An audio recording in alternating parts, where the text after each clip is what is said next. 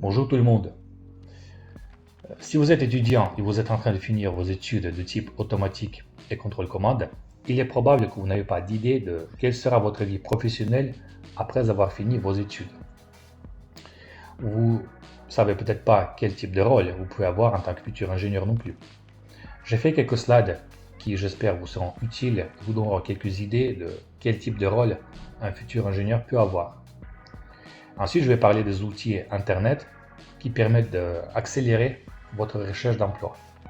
J'ai appelé cette présentation Comment trouver un emploi pour un automaticien? Alors je sais que souvent un automaticien c'est quelqu'un qui travaille avec les automates programmables, mais c'est pas ce type de rôle que je vais considérer dans cette présentation. Je vais parler de quelqu'un qui sait synthétiser les lois de commande, les régulateurs pour piloter des systèmes physiques. Si vous finissez vos études, quel rôle dans votre futur emploi vous pouvez avoir? J'ai identifié quelques-uns. D'abord, on va parler d'un développeur ou ingénieur de logiciel. Alors oui, je sais que parfois on n'aime pas devenir les informaticiens, créer des codes, créer des programmes. Bon, désolé, mais c'est ce que vous faites. Quand vous faites les lois de commande, quand vous synthétisez un régulateur, ce que vous faites, hein, c'est un logiciel qui va interagir avec un système, s'échanger des signaux et piloter ce système, la sortie de ce système à vos objectifs. C'est un logiciel, donc il ne faut pas éviter ce rôle. Mais on peut concrétiser et dire on veut devenir un ingénieur de système de contrôle commande. Bon, ce rôle existe aussi. C'est souvent les grands groupes tels que les entreprises automobiles, aéronautiques, spatiales, militaires, navales ou autres qui a besoin des ingénieurs qui savent modéliser les régulateurs pour piloter les systèmes complexes, multivariables, non linéaires. C'est le rôle qui nous convient à 100%. On peut aussi identifier un ingénieur de test. C'est quelqu'un qui travaille avec les systèmes, mais il crée des cahiers et des plans de test. Ça peut être des tests automatiques pour passer et vérifier différents cas de situation avec un logiciel, ou ça peut être des tests manuels quand on travaille avec un banc de tests, par exemple.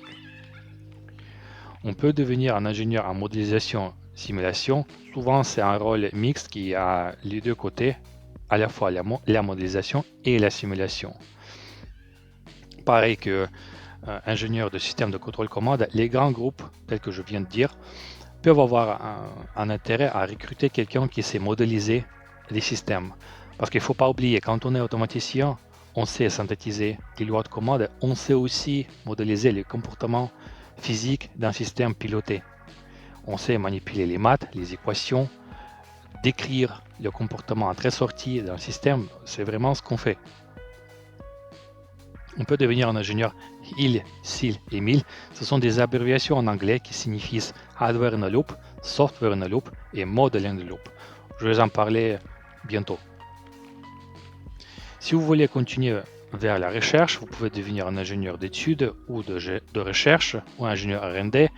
Il y a des postes, il y a des équipes au sein des grandes entreprises ou des petites entreprises aussi, mais plus rarement, qui cherchent à recruter quelqu'un qui a les côtés plus scientifiques, qui va leur fournir ses connaissances plus scientifiques pour créer, pour faire des proof of concept, pour faire des innovations. Ce genre de poste existe également. Mais si vous voulez devenir vraiment un chercheur, c'est aussi une opportunité pour vous. On cherche tout d'abord les postes ouverts pour devenir un docteur et ensuite on peut devenir le postdoctorat, le postdocteur. Si vous cherchez un emploi en dehors de France, j'ai mis les rôles que je viens d'identifier en anglais. Donc ce sont les traductions que je trouve le plus proches des rôles que je viens de décrire. Maintenant, on va passer au rôle qui s'appelle ingénieur de logiciel.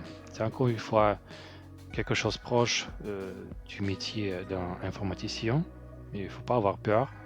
On va tous finir par devenir un ingénieur de logiciel à un moment. Bon, c'est quelqu'un qui sait analyser des besoins de l'entreprise où il travaille, du groupe où il travaille ou des clients. Ça va venir donc à une définition d'un cahier des charges. C'est quelqu'un qui va ensuite concevoir un futur logiciel en utilisant les langages type UML pour modéliser la logique et l'architecture des blocs qui vont interagir l'un avec l'autre du futur logiciel, en appliquant aussi les méthodes agiles.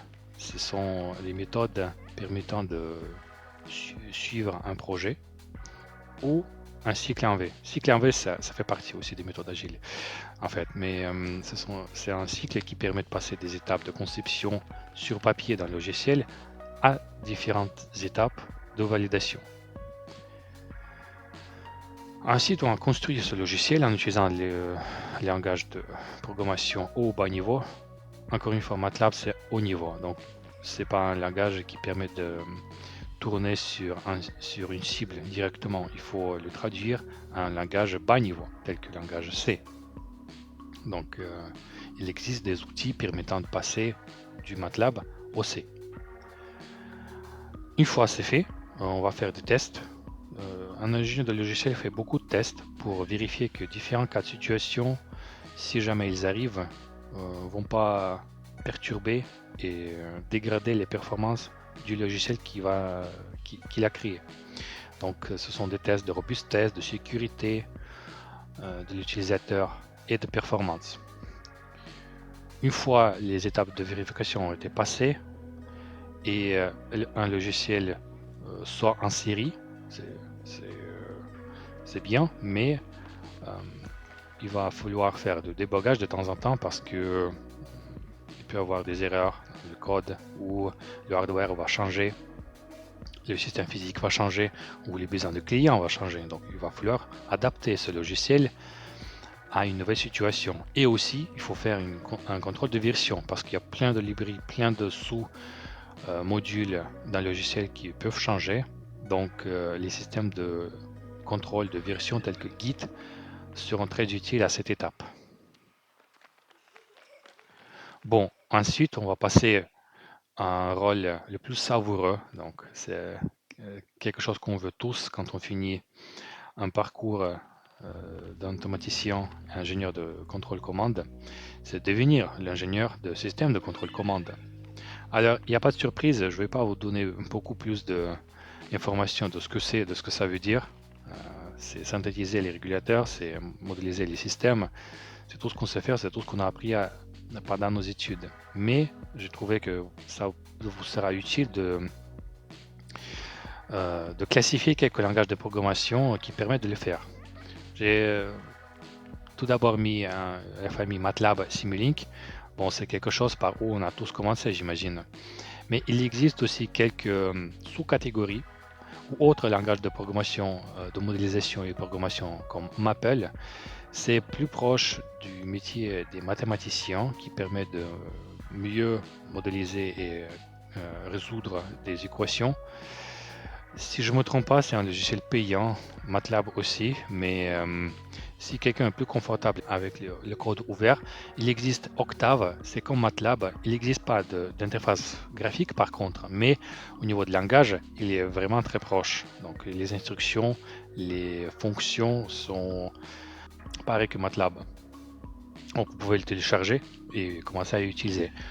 Il existe aussi Salab, c'est un logiciel français qui a à la fois l'interface graphique et l'éditeur du code. Donc si vous voulez pas ou si vous pouvez pas trouver une version MATLAB qui vous plaît, ou si vous trouvez MATLAB assez lourd à manipuler, donc Scilab c'est une alternative si vous voulez. Mais encore une fois, si vous vous trouvez dans une situation où vous cherchez des rôles, ou vous cherchez un futur emploi et ça demande la connaissance d'un autre langage de programmation, alors je vous invite à commencer à apprendre Python si vous n'avez pas déjà fait. Pourquoi? Parce que Python c'est un langage le plus proche d'un langage MATLAB ou Octave et il est ouvert. Donc il y a plein de ressources pour commencer à l'apprendre, pour prendre en main quelques fonctions, quelques librairies utiles pour un automaticien avec le langage Python. Et je vous invite vivement à commencer à le faire au plus tôt parce que MATLAB commence à disparaître au sein de certaines entreprises, surtout de petite taille, parce qu'ils ne peuvent pas se permettre à payer les licences MATLAB. Python, par contre, c'est un langage ouvert. Et il existe plein de librairies, par exemple, la bibliothèque de système de contrôle commande, initialement créée au sein de MATLAB, a été traduite et adaptée au langage Python. Donc, imaginez, vous pouvez synthétiser les régulateurs linéaires ou non linéaires tout à fait gratuitement en utilisant cette librairie, en utilisant le langage Python. Donc ça, c'est assez bien. Et si vous commencez à manipuler dès maintenant, ça va vous servir au futur. Un autre module qui s'appelle NumPy, c'est la librairie la plus populaire pour manipuler les vecteurs et les matrices et d'autres fonctions, d'autres calculs. C'est par où on commence avant de passer aux autres librairies de création des lois de commande. Récemment a été créé un truc qui s'appelle Collimateur. C'est comme Simulink qui utilise le langage Python. Ça crée une interface graphique telle que Simulink sait faire, mais utilise le code Python à l'intérieur. Par contre, c'est un logiciel payant, mais si vous trouvez des licences étudiants qui, je trouve, coûtent environ $100, vous pouvez le télécharger, commencer à utiliser comme vous avez manipulé Simulink avant, mais en utilisant le langage Python à l'intérieur. Ça peut faciliter un peu l'apprentissage de ce langage. Troisièmement, j'ai identifié un langage qui s'appelle Modelica. C'est aussi ouvert, c'est un open source qui permet de modéliser le comportement physique de certains systèmes tels que les systèmes automobiles ou aéronautiques, thermodynamiques, électriques, etc., etc. Il est plus adapté aux besoins de ce type d'entreprise et il est plus adapté aux objectifs de prototypage pour passer dans le logiciel du loi de commande directement à un logiciel qui va tourner sur une cible. Pour modéliser, pour commencer à manipuler ce langage, il faut télécharger le logiciel qui s'appelle OpenModelica, c'est aussi gratuit. Et il y a un guide, vous pouvez commencer à l'apprendre dès maintenant.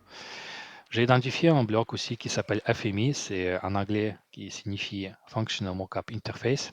C'est en fait quelque chose qui permet de passer entre différents types des environnements de modélisation, entre Modelica et MATLAB, par exemple.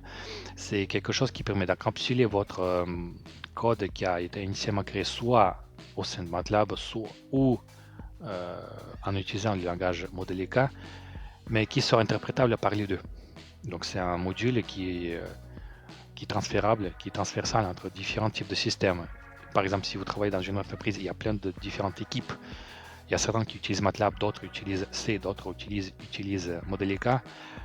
Cette interface FMI permet de faire passer un logiciel entre toutes ces équipes.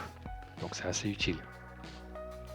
Il ne faut pas oublier que quoi que vous utilisez comme langage de programmation ou modélisation, il sera éventuellement un passage à la génération du code parce que, encore une fois, vous trouverez dans un milieu qui va vous demander à créer des logiciels, même si vous faites juste les régulateurs. Donc il faudra apprendre comment faire la génération du code interprétable par le hardware où il va tourner.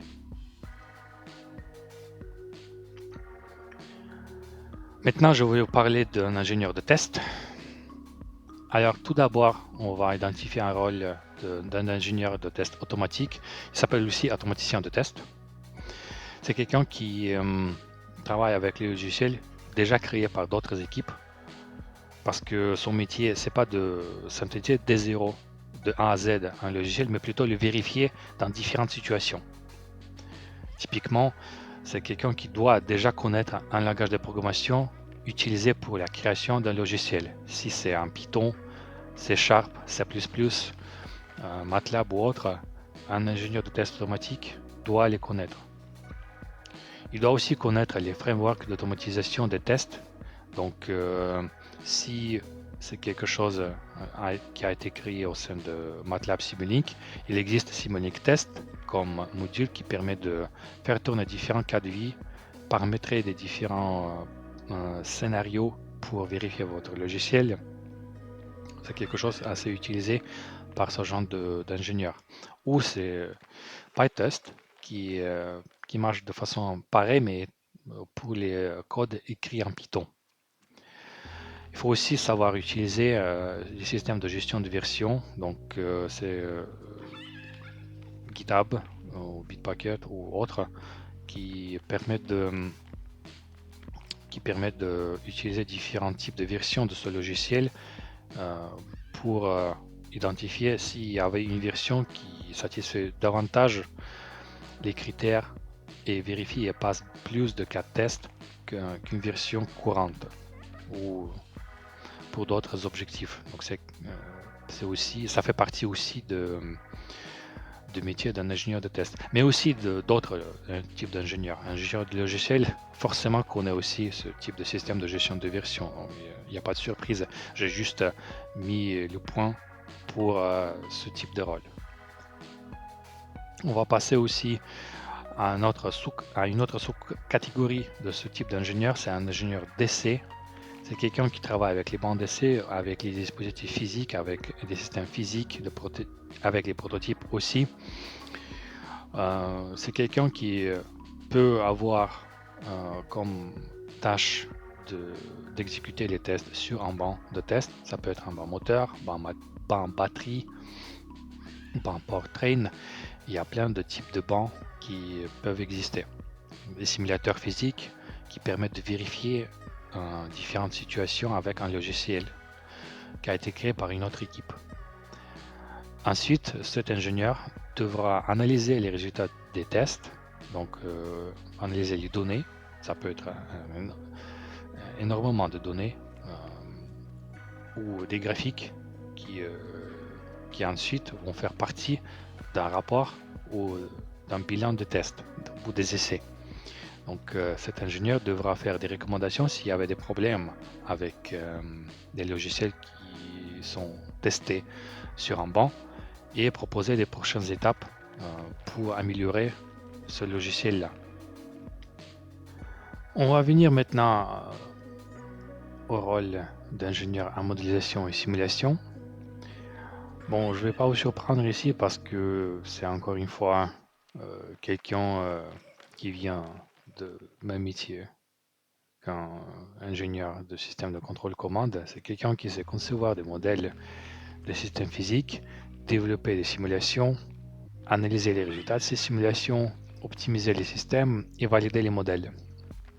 J'ai déjà dit au début que c'est quelque chose qu'il ne faut pas oublier quand on est considéré comme automaticien.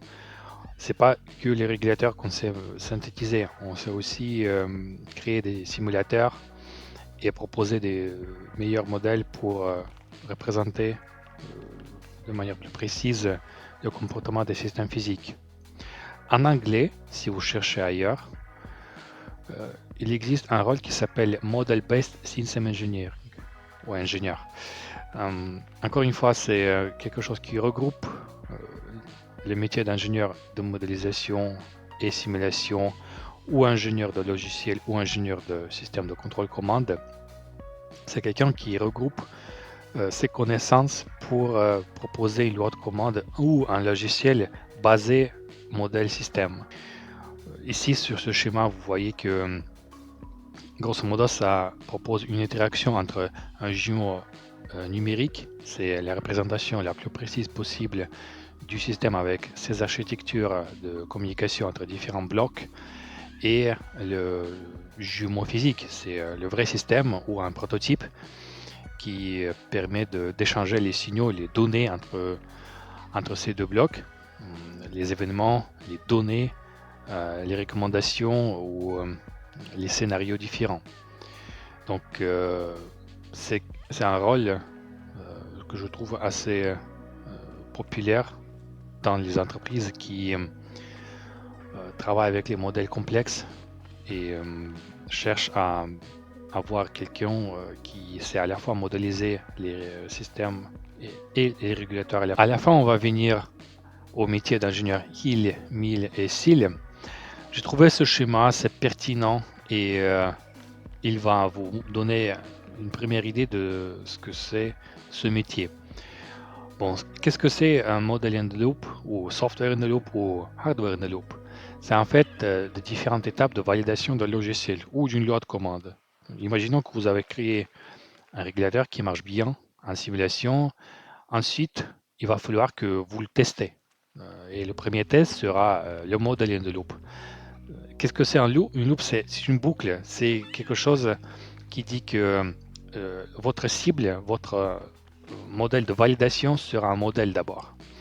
Donc, dans la boucle, avec votre régulateur, avec votre loi de commande, sera d'abord un modèle physique assez précis, assez grand, le plus représentatif possible, qui va vous donner des premiers résultats si votre loi de commande marche bien ou pas. Prochaines étapes seront software in a loop et hardware in a loop. Normalement, on commence d'abord par model in the loop et ensuite on passe à software in the loop. Parfois, l'ordre change. Mais dans ce schéma, l'étape suivante est SEAL. C'est quand on remplace le modèle du système pour valider votre logiciel par, par une architecture qui représente l'interaction des différents signaux et le modèle, le cœur du système, pour demander de votre logiciel d'envoyer les signaux pour manipuler les résultats à la sortie.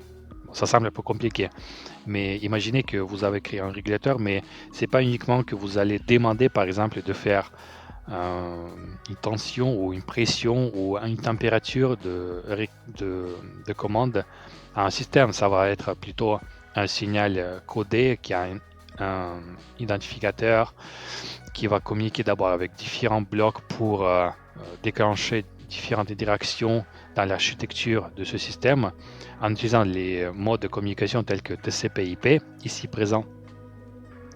Mais ce n'est pas encore un vrai hardware, un vrai système qui va être utilisé dans la vraie vie, mais plutôt une étape intermédiaire qui va permettre à vous de structurer votre loi de commande pour envoyer des signaux réels adaptés au nommage et aux réglementations du vrai logiciel.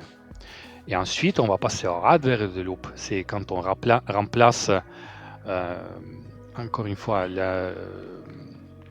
l'architecture de votre future cible par un hardware où il va falloir que vous utilisez un bloc intermédiaire pour prototyper, pour faire comprendre à la cible ce que fait votre logiciel. Donc, si c'était initialement un MATLAB, dans Software in a Loop, ça peut encore marcher, mais pour un Hardware in a Loop, il va falloir que vous traduisez le modèle, votre loi de commande, par cet outil, un langage par exemple C ou autre, qui sera interprété par le hardware à la fin.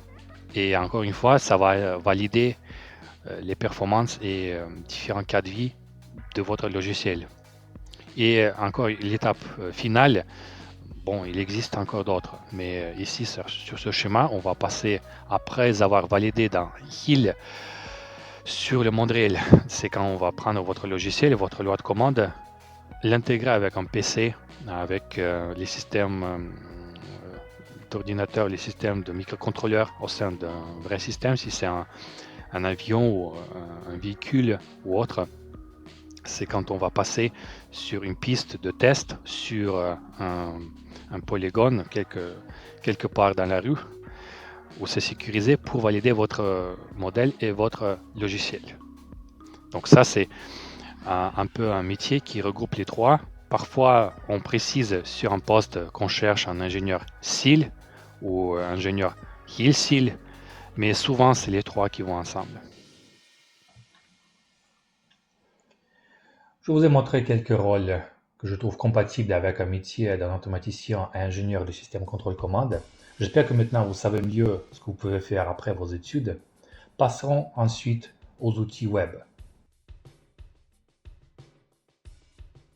Et bonjour encore. Maintenant, je vais vous montrer quelques sites utiles qui vont vous aider à trouver votre futur emploi. On va commencer par une chose très basique, très simple, c'est de googler. Si vous n'avez aucune idée de par où commencer ou chercher votre futur poste, vous pouvez simplement saisir offre. d'emploi en France et ça va vous donner plusieurs résultats, plusieurs sites de recherche d'emploi qui existent et ça va déjà vous avancer au premier pas. Vous connaissez sans doute le chat GPT, le fameux chat GPT. Depuis un certain temps, il est devenu accessible sans création du compte. Mais parfois, cette fonction bug et le site ChatGPT, si on clique sur Try ChatGPT, ici, bon, maintenant, il a l'air fonctionner. Mais, ah non, en fait, non. Donc, parfois, ça va vous renvoyer vers la page pour se loginer. Mais il n'y a pas de problème, vous pouvez créer le compte et commencer à l'utiliser. C'est le réseau de neurones le plus avancé, c'est le premier à utiliser. Mais si vous voulez pas, si vous voulez utiliser des réseaux de neurones anonymes sans création du compte, il y en a un tas. Vous pouvez trouver dans Google ou ailleurs. Je peux vous donner quelques-uns. Il existe Microsoft Copilot. Il ne demande pas la création du compte. Et vous pouvez déjà commencer par son utilisation en saisissant offre d'emploi en France. Il fonctionne de la même façon que le moteur de recherche Bing, originellement, comme ça vient de Microsoft, il utilise Bing. Mais vous voyez, si je tape offre d'emploi en France, il donne des réponses assez génériques qui n'ont rien à voir avec le métier d'un ingénieur dans le contrôle commande. Donc, dans ce cas, si vous voulez avoir plus de réponses concrètes à vos requêtes, vous pouvez donner ces requêtes, donner les instructions au réseau de neurones en saisissant.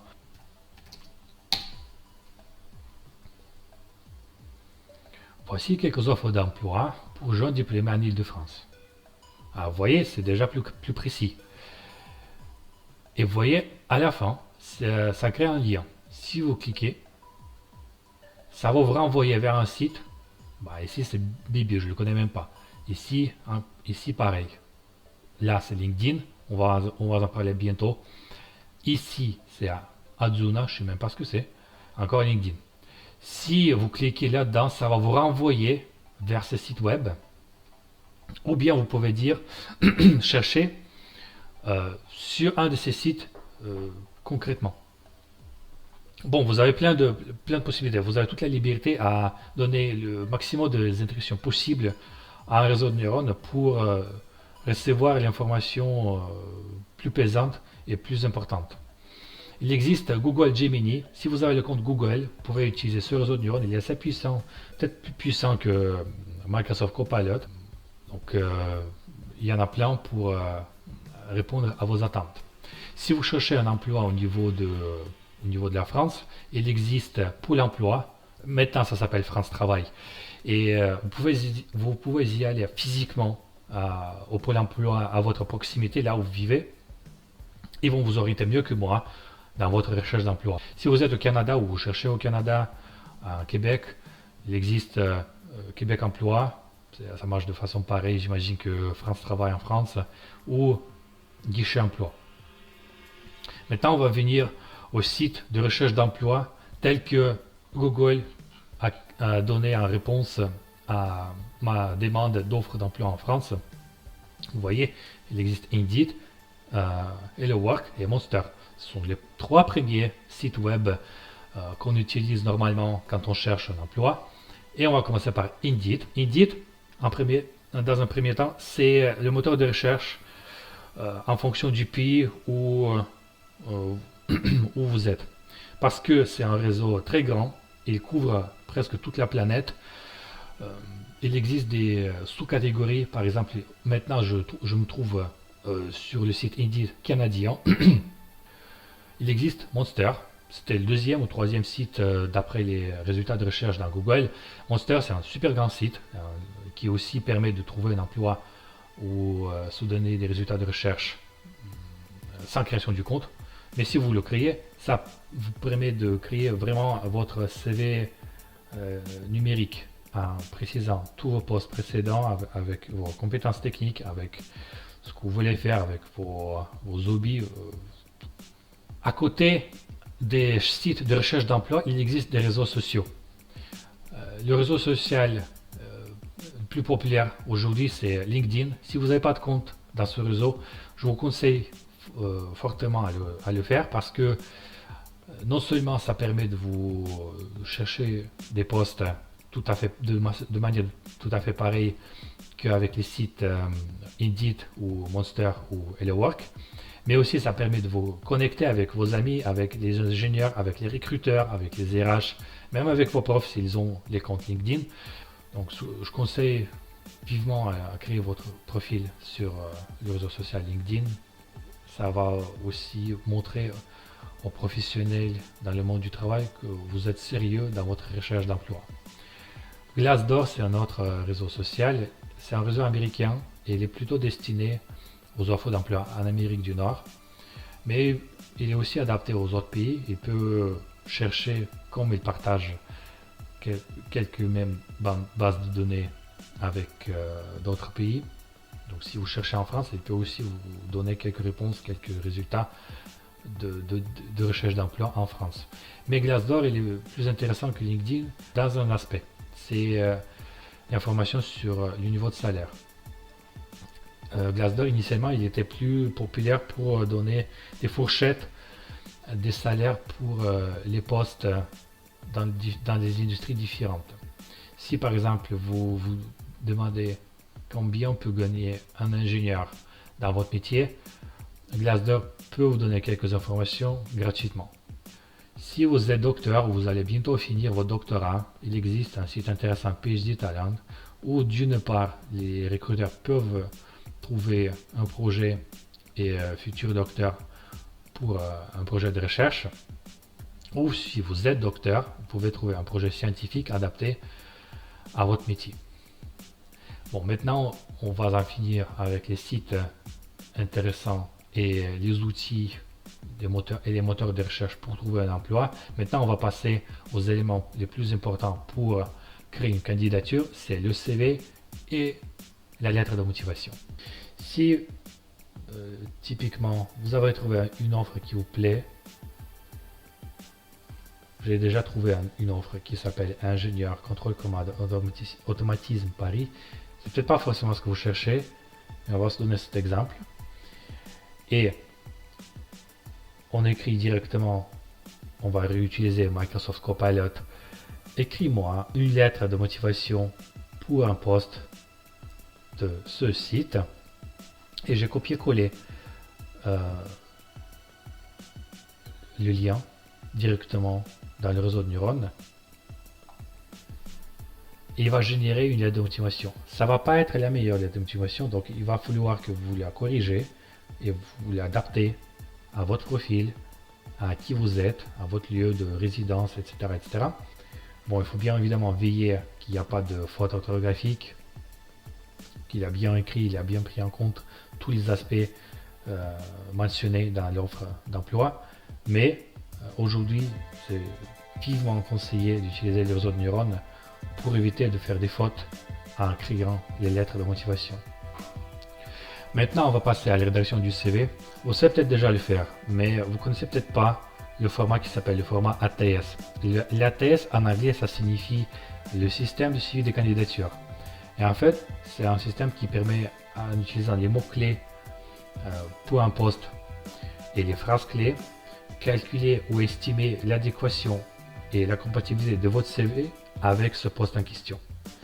Et moi, je trouve ce format à gauche plus optimal, plus succinct et il a plus d'espace pour écrire toutes vos compétences techniques, tous les bullet points, tous les aspects importants de vos précédents postes et vos éducations et tout ce que vous avez comme information à partager.